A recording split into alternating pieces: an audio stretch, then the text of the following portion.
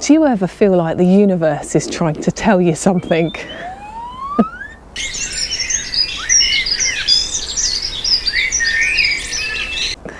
Hi, I'm Lou, and the sleeping, snoring rainbow on my back is Lily Rowe. Thanks for tuning in.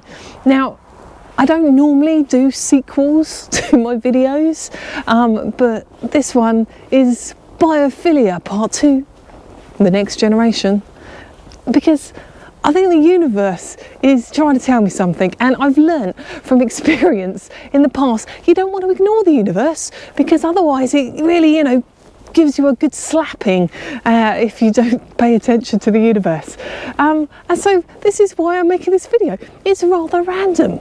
It's rather random and a little bit cosmic, so you have been warned. So I want to tell you a little story about my walks today and yesterday. So yesterday was a beautiful sunny day, just like it is today, cold but sunny. And me and Lily Rowe were out on our walk, and we were walking through a sheep's field. And Lily Rowe was busy jumping in the puddles and splashing and things. We were having great fun in the puddles. And then I happened to look up into the sunlight, and it was awe-inspiring, right? I thought the grass was like blowing in the wind, but it was a still day. But as I looked and gazed, it wasn't the grass that was being picked up by the sunlight. It was thousands and well, probably actually millions, billions even, of webs, silky threads that tiny little spiders had left, and it was just coating the grass between the sheep. And because it was a glorious sunny day, it was just reflecting, and it was flowing almost like water. It was moving and rippling, and it was like these waves of beauty across this field. And it was just so beautiful and so kind of awe-inspiring. It made me think about what we were saying in the last video, that we have to find the awe and wonder in the day-to-day nature. And I thought it was just perfect because it was an example of that. I stood there and, brought me to tears. It was so beautiful. And when I see things in nature, I like to try and dig a bit deeper to see if there are any lessons to be learned, any deeper meaning that you can be shared from nature.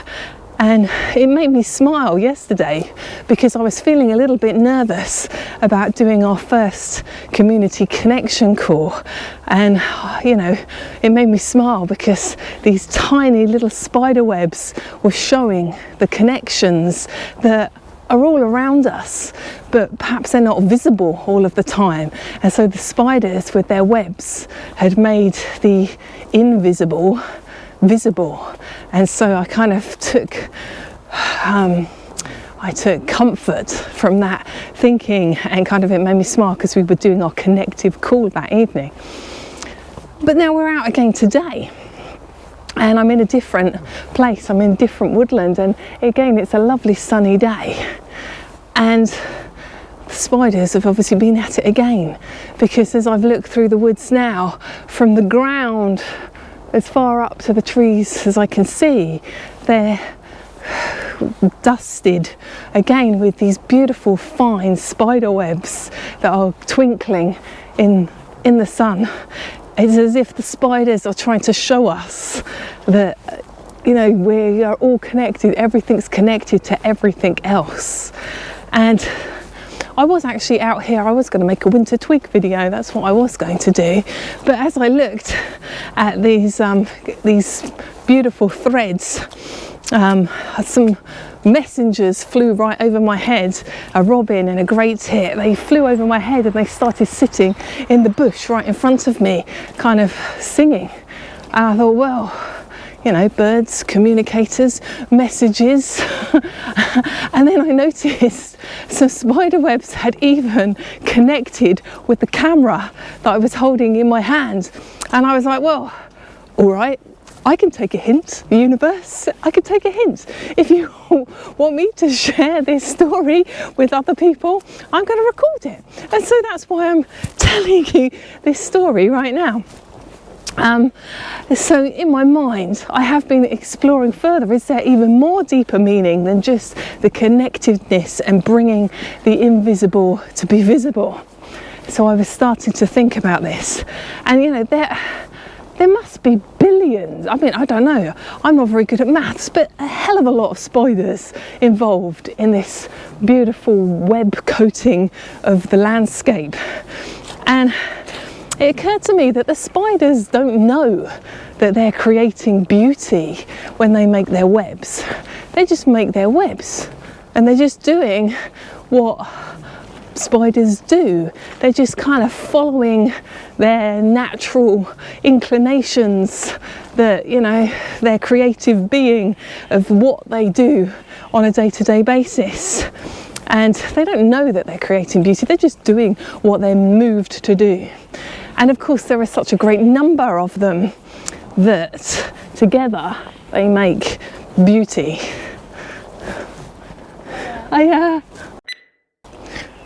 I hope the dog walkers enjoyed what I'm saying. I didn't realise I had an audience behind me. But yeah, there we go. So, what was I saying? So yeah, the spiders, they didn't know that they're creating beauty. They also, none of them, you know, were around waiting for a round of applause for this either. I never saw a single spider yesterday or today. You know, it's just their work, their offerings to the world were left so that we knew that they were there, that it wasn't about them, it was about their creativity. So maybe there's lessons here for us. Maybe we need to embrace more of our spider senses. You know, perhaps if we're here on this planet and we feel moved to do something, then we should just do it. We don't have to know what the end result will be. We don't have to perhaps even think about why we're doing it. You know, if we're here and we have an inclination to do something, maybe that's good enough reason to do it. You know, we all have unique gifts that we bring to the world, and together, you know, each tiny little web strand, you know, the billions and millions of them that were there, all together wove this beautiful, fluid, flowing, connective creativity. And maybe we can do the same, you know, just by being our kind of true selves in the world, just connecting and sharing beauty. So yeah, that's some thoughts there from the spider. Oh, there was one other thought I had as well, and I'll be really interested to hear any other thoughts you have on this as well, because I'm still exploring it and unpicking it. But it also occurred to me that I wouldn't have seen these webs today or yesterday if it hadn't been for the bright sunshine. Okay, it was the light of the sunshine that reflected on the webs, and that occurred to me that the conditions have to be right to see things clearly, and otherwise things will remain hidden. But when the conditions are, you know, in the right alignment, then suddenly you've got this elaborate, beautiful, complex, creative spirit suddenly becomes glaringly obvious and right, you know, in your face. Which I thought is interesting, you know, for something to be either invisible or just right there. It's an interesting thing that I need to dwell more on, I think, to fully understand and comprehend.